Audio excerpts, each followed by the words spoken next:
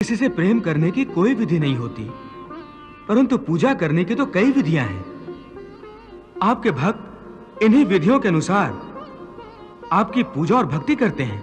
हे अर्जुन, पूजा मन की साधना होती है और मन की साधना का विधि से क्या लेना देना। ये विधियां तो बनाने वालों ने बना दी हैं। मैं उन विधियों द्वारा पूजा करने वालों की पूजा भी स्वीकार कर लेता हूं, परंतु मैं ये नहीं देखता कि मेरा भक्त विधि अनुसार पूजा कर रहा है या नहीं। केवल पूजा करने वाले की भावना देखता हूं, उसके मन में मेरे प्रति प्रेम और भक्ति भाव है या नहीं, ये देखता हूं। जिस पूजा में विधि ही विधि हो और प्रेम तथा भक्ति ना हो, उस पूजा द्वारा कोई भी मुझे प्राप्त नहीं कर सकता। हे अर्जुन, तू परम भाग्यवान है जो तूने मेरा विराट स्वरूप और चतुर्भुज रूप दोनों ही के दर्शन कर लिए। हे दया सागर, आपकी इस दया के लिए मैं आभारी हूं। आपके विराट और चतुर्भुज रूप के दर्शनों के बाद मेरा मन सारे विकारों से मुक्त हो गया है। मेरे सारे भ्रम टूटकर बिखर गए हैं। अब मैं तन मन से अपने आप को आपके श्री चरणों में समर्पित करता हूं। हे स्वामी, अपने भक्त के इस तुच्छ समर्पण को स्वीकार कीजिए और आज्ञा दीजिए। मैं आपकी हर आज्ञा का पालन करूंगा। हे भक्त, मैं तुम्हारे समर्पण को स्वीकार करता हूं। तुम हमेशा ही मेरी दया दृष्टि में रहे हो, इसलिए मैंने गोपनीय से गोपनीय ज्ञान भी तुम्हें प्रदान किया है। इससे पहले कि मैं तुम्हें धर्म, युद्ध और आक्रमण करने की आज्ञा दूं, मैं चाहता हूं कि जो दिव्य ज्ञान मैंने तुम्हें प्रदान किया है, उसके बारे में कोई शंका या आशंका या कोई प्रश्न यदि तुम्हारे मन में हो तो मुझसे अभी पूछ लो, क्योंकि इसके पश्चात ऐसी ज्ञान, योग और भक्ति की बातें करने का फिर अवसर नहीं मिलेगा। इसलिए कुछ पूछना है तो अभी पूछ लो। हे माधव, अब इस मन में न किसी शंका के लिए कोई जगह रह गई है, न ही किसी आशंका के लिए। अब तो पूर्ण श्रद्धा और पूर्ण भक्ति से मेरा मन एक लहराते सागर की भांति आनंद से उमड़ रहा है।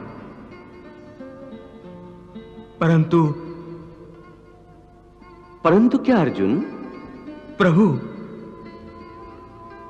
केवल कुछ प्रश्न मेरे मन में उठ रहे हैं। तो इसमें संकोच की क्या बात है?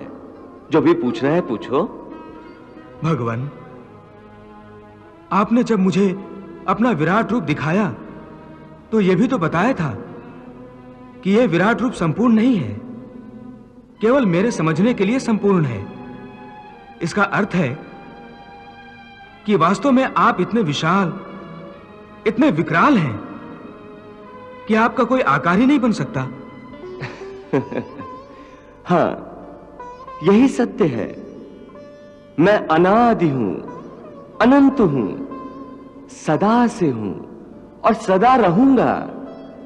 संपूर्ण सृष्टियों में ऐसी कोई जगह, कोई स्थान नहीं है जहां मैं नहीं हूं। जल, थल और गगन में भी मैं ही हूं। इसलिए मेरा कोई आकार नहीं, मैं निराकार हूं। फिर आपने यह भी तो कहा था कि हाथी में भी आप हैं, गाय में भी आप हैं, चींटी में भी आप हैं। हां, यह भी सत्य है। तो फिर इस तरह तो आप साकार भी हैं। हां, जैसे इस समय मैं तुम्हारे सामने मानव अवतार में खड़ा हूं, यह भी मेरा साकार रूप है। इसके अतिरिक्त मेरे जो अवतार हुए हैं वो भी मैंने तुम्हें दिखाए हैं। ये सब आकार ही हैं, परंतु मेरा सच्चा और सबसे विशाल रूप निराकार है। तो ये सिद्ध हो गया कि आप निराकार भी हैं और साकार भी हैं। आपके भक्त जो आपको साकार समझते हैं, वो आपके अवतारों की प्रतिमाएं बनाकर आपकी पूजा करते हैं। और जो भक्त आपको निराकार मानते हैं वो आपको निराकार रूप में पूजते हैं। इनमें से कौन सही है? वो जो आपकी प्रतिमाओं और मूर्तियों की पूजा करते हैं, या वो भक्त जो आपके निराकार रूप को पूजते हैं? हे अर्जुन, गलत कोई भी नहीं है। मेरे भक्त को मेरा रूप चराचर किसी वस्तु में भी दिखाई देता है तो वो मन में मेरा ही ध्यान करके उसे पूछता है। मेरे रूप या अवतारों की मूर्तियां बनाकर भी पूजा की जाती है। जिन्हें इन मूर्तियों में मेरा विशाल रूप दिखाई नहीं देता, वो मेरे अनादि और अनंत निराकार रूप की पूजा करते हैं। दोनों तरह के भक्त भक्ति के रास्ते पर चलते चलते मेरे परम धाम की ओर बढ़ते हैं। कोई बूढ़ा कमजोर है तो लाठी के सहारे चलता हुआ मुझ तक आता है, कोई बगैर लाठी का सहारा लिए आता है। हे अर्जुन, मेरे भक्त बड़े अनोखे और निराले हैं। तो कोई मुझे सखा मानता है तो कोई मुझसे प्रेम का नाता जोड़ लेता है, जैसे गोकुल की गोपियां जो मेरे प्रेम में संसार की सारी रीत रिवाजों को भूल जाती हैं। उनकी आंखों में, उनके मन में हर जगह हर समय मेरा ही रूप समाया होता। कई सिद्ध साधु मुझसे प्रेम करने के लिए गोपियों के रूप में बार बार जन्म। सब भक्तों को उनकी भक्ति का बदला उनके मन चाहे रूप में देता हूं। मैं उनका पिता भी हूं, माता भी हूं, सखा भी हूं और प्रीतम भी मैं ही हूं। तो क्या भक्त आपसे प्रेम भी कर सकता है? प्रेम ही तो भक्ति है। जिसके मन में प्रेम ना हो वो मेरा भक्त कैसे हो सकता है? सच पूछो तो मैं प्रेम ही प्रेम हूं। प्रेम ही परमात्मा है। किसी से प्रेम करने की कोई विधि नहीं होती, परंतु पूजा करने की तो कई विधियां हैं। आपके भक्त इन्हीं विधियों के अनुसार आपकी पूजा और भक्ति करते हैं। हे अर्जुन, पूजा मन की साधना होती है और मन की साधना का विधि से क्या लेना देना? ये विधियां तो बनाने वालों ने बना दी हैं। मैं उन विधियों द्वारा पूजा करने वालों की पूजा भी स्वीकार कर लेता हूं, परंतु मैं ये नहीं देखता कि मेरा भक्त विधि अनुसार पूजा कर रहा है या नहीं। केवल पूजा करने वाले की भावना देखता हूं, उसके मन में मेरे प्रति प्रेम और भक्ति भाव है या नहीं, ये देखता हूं। जिस पूजा में विधि ही विधि हो और प्रेम तथा भक्ति ना हो, उस पूजा द्वारा कोई भी मुझे प्राप्त नहीं कर सकता। मुझे संपूर्ण साधने की एक ही शर्त है, मुझ में मन लगाए, मेरा ध्यान लगाए। इस संबंध में एक विचार और है।